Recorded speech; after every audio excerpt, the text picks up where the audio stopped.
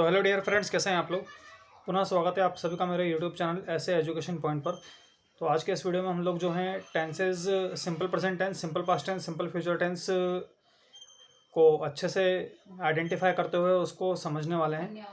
तो वीडियो को स्टार्ट करने से पहले मैं बता दूं कि यदि आप लोग चैनल पर नए हैं तो वीडियो को लाइक और चैनल को सब्सक्राइब ज़रूर कर लीजिएगा, तो ताकि आपको ऐसे वीडियोस के अपडेट्स मिलते रहें। तो चलिए ये वीडियो को स्टार्ट करते हैं।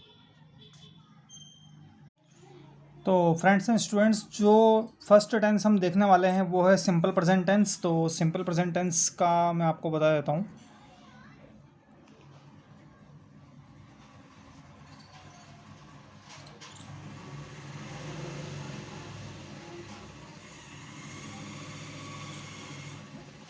सिंपल प्रेजेंट टेंस जो होता है, इसकी पहचान जो होती है कि कुछ इस टाइप के सेंटेंस उसमें होते हैं, ता ते ती, उसके बाद है ना। मतलब कि यदि पहचान की बात करें,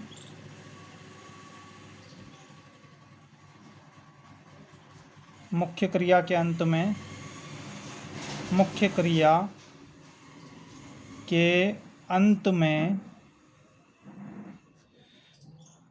मुख्य क्रिया के अंत में क्या आएगा? ता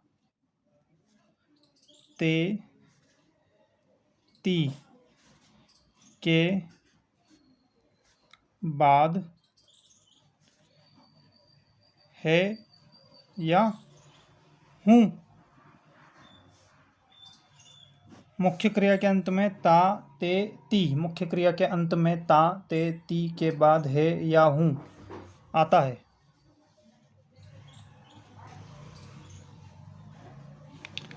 ना। क्या है? मुख्य क्रिया के अंत में ता ते ती के बाद है या हूँ आता है। सिंपल प्रेजेंट टेंस में मुख्य क्रिया के अंत में ता ते ती के बाद है या हूँ आता है। जैसे एग्जाम्पल ले लेते हैं, पर एग्जाम्पल लेने से पहले मैं इसका स्ट्रक्चर भी ज़रूर आपको बता देता हूँ। तो बेसिकली यदि इसके स्ट्रक्चर की बात करें तो स्ट्रक्चर जो है इसका है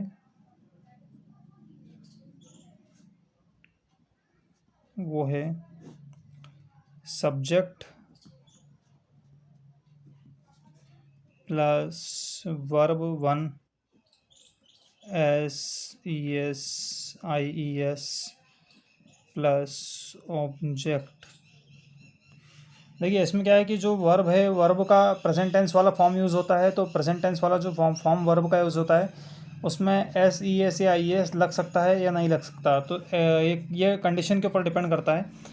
यदि सब्जेक्ट प्लूरल है, सब्जेक्ट यदि प्लूरल है, जैसे मान लीजिए कि ही, जैसे मान लीजिए दे लिखा है, ये लिखा है वी, या फिर आई।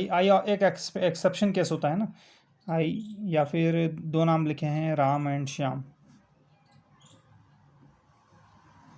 यदि सब्जेक्ट प्लूरल है इस टाइप का कोई भी, या फिर यू, तो उस केस में क्या होगा? उस केस में जो होगा वो ये होगा कि किसी भी वर्ब का ओरिजिनल फॉर्म यूज़ होगा। जैसे मान लीजिए राइट है तो राइट ही यूज़ होगा। और इसके अलावा यदि ऐसा आया ही, शी, इट, या सिंगुलर नेम आया,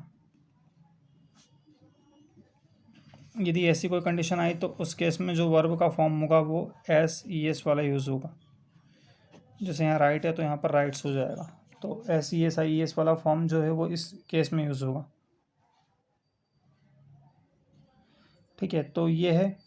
तो बेसिकली जो है इसका स्ट्रक्चर जो है subject plus verb one S E S I E S plus object, depend करता है कि सब्जेक्ट क्या है, उसके हिसाब से सब्जेक्ट वर्ब एग्रीमेंट का यूज़ करके हम बना सकते हैं। तो करते हैं सेंटेंस एग्जांपल ले लेते हैं। फॉर एग्जांपल यदि अपन बात करें तो एग्जांपल यदि इसका ले लें तो जैसे मान लीजिए वह लिखा है राम खाना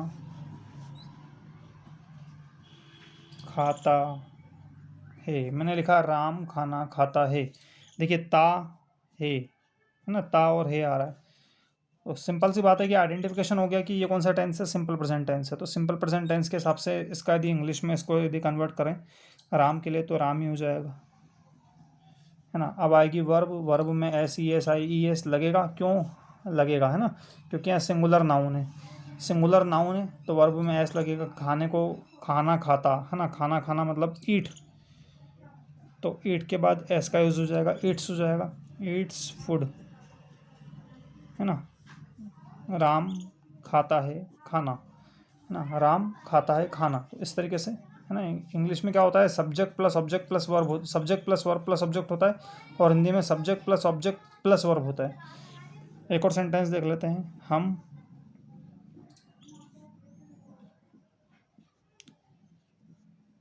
क्रिकेट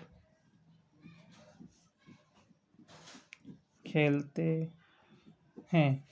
ये एक दूसरा सेंटेंस मैंने लिख लिया। तो बेसिकली इसमें क्या होगा, हम के लिए यूज़ होगा वी का, वी के बाद ओरिजिनल फॉर्म आएगा वर्ब का। यहाँ पर ऊपर लिखा हुआ है कि वी के बाद ओरिजिनल फॉर्म वर्ब का आता है ना। एग्जांपल के लिए मैंने राइट का एग्जांपल लिया था। तो वी के बाद जो आ जाएगा वो आ जाएगा प्ले, और क्या आ जाएगा, क्रिकेट। तो कुछ इस तरीके से हम इसको बनाते हैं, है ना। ये होता है सिंपल प्रेजेंट टेंस। अब यदि हम सिंपल प्रेजेंट टेंस में से इसे सिंपल पास्ट में यदि जाना चाहें, है ना, तो सिंपल पास्ट में जाना चाहें तो कोई खास दोनों में डिफरेंस नहीं है। बस ये है कि यहाँ पर जो ती है और है, ते है और है लिखा है, वहाँ पर ता था और, है ना। जैसे मान लीजिए यदि इसको मैं कन्वर्ट कर दूँ कि राम खाना खाता था,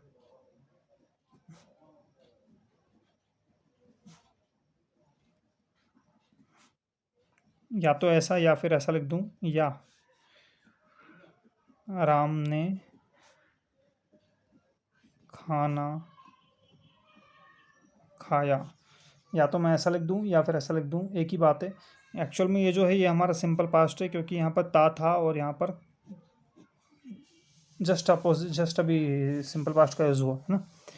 तो यहाँ पर क्या होता है कि जो ऊपर वाला स्टेटमेंट है वो जो है सब्जेक्ट प्लस वर्ब येस है, तो यहाँ पर सब्जेक्ट प्लस वर्ब का सेकंड फॉर्म प्लस ऑब्जेक्ट हो जाता है ना। यदि सिंपल लैंग्वेज में बात करें तो कुछ ऐसा होता है।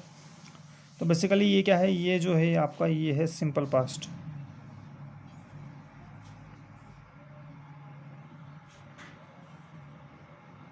सिंपल पास्ट टेंस में कुछ ऐसा होता है। तो यहाँ पर क्या हो रहा है कि यदि इसको हम कन्वर्ट करें इंग्लिश में, तो यहाँ पर subject plus V2 plus object है। सब्जेक्ट क्या है, राम। सब्जेक्ट क्या है, राम। अब ईट्स, यहाँ पर ईट्स लिखा है, ईट्स का सेकंड फॉर्म क्या हो जाएगा, एट, है ना। ईट एट इटन होता है, ईट एट इटन, तो यहाँ पर क्या आ जाएगा, एट, और आगे क्या आ जाएगा, फूड।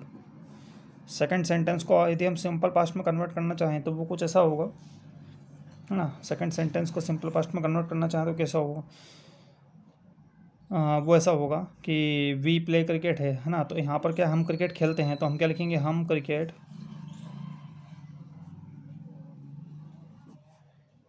खेलते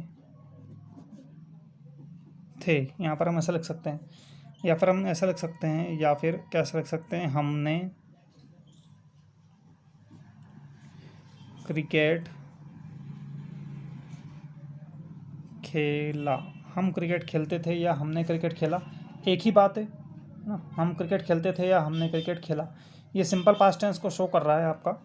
तो सिंपल पास्ट टेंस को जो शो कर रहा है, तो बेसिकली इसमें क्या है कि वी, अब देखिए यहाँ प्ले है, तो प्ले का सेकंड फॉर्म क्या हो जाएगा, प्लेड। We played cricket.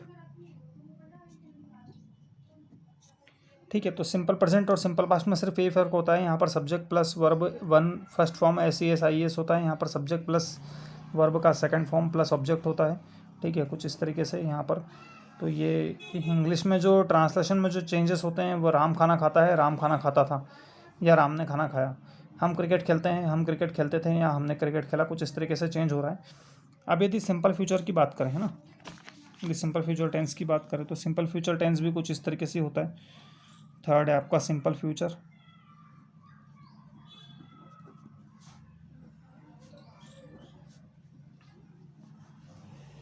ठीक है, सिंपल फ्यूचर टेंस।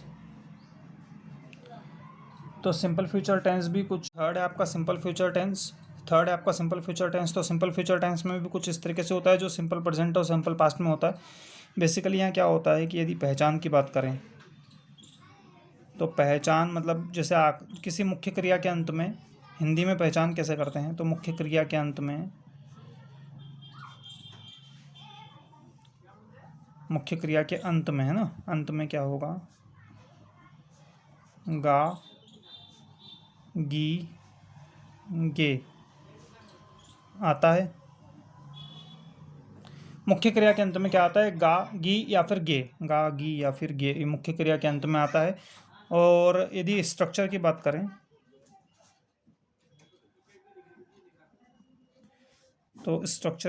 तो subject plus will oblique shell plus main verb का फर्स्ट फॉर्म प्लस ऑब्जेक्ट, कुछ इस तरीके का इसका स्ट्रक्चर है।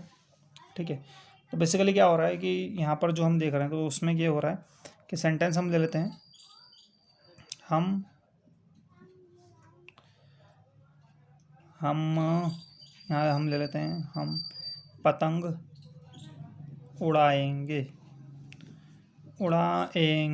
देखिए यहाँ पर क्या हो रहा है? गे आ रहा है, हम पतंग उड़ाएंगे, तो क्या आ रहा है? आखिरी में गे आ रहा है ना। तो ये जो है इसका ध्यान रखना है। तो इसको हम क्या लिखेंगे? वी, हम के लिए वी का यूज़ करेंगे और शैल यूज़ करेंगे और ठीक है, fly the kite, we shall fly the kite, है ना। एक्चुअल क्या होता है, शेल और विल का जो सही यूज़ है, शेल का यूज़ जो होता है आई या फिर वी के साथ होता है, और विल का जो यूज़ है इन दोनों को छोड़ के बाकी जितने भी वर्ब बचे, जो सब्जेक्ट बचे हैं, उन सबके साथ विल का यूज़ होता है ना। तो ये हमको ध्यान रखना है। अब दूसरा सेंटेंस यदि हम ले लें तो ऐसा, यदि मान लीजिए हमने लिखा वह चाय पिएगा, है ना, ये लिखा। तो यहाँ पर क्या होगा? वह के लिए ही विल टेक टी, है ना। कुछ इस तरीके के सेंटेंस है जो हमको ये बताते हैं कि ये जो सेंटेंस है ये सिंपल फ्यूचर टेंस में है। तो इस तरीके का विल और शैल के साथ वर्ब का फर्स्ट फॉर्म आता है, यही इसका आइडेंटिफिकेशन है। वीडियो अच्छा लगा हो तो लाइक और कमेंट और सब्सक्राइब चैनल को ज़रूर कीजिएगा। तो अगले वीडियो में हम लोग प्रेजेंट कंटिन्यूस, पास्ट कंटिन्यूस और फ्यूचर कंटिन्यूस टेंसेस को देखेंगे, है ना। Thank you so much.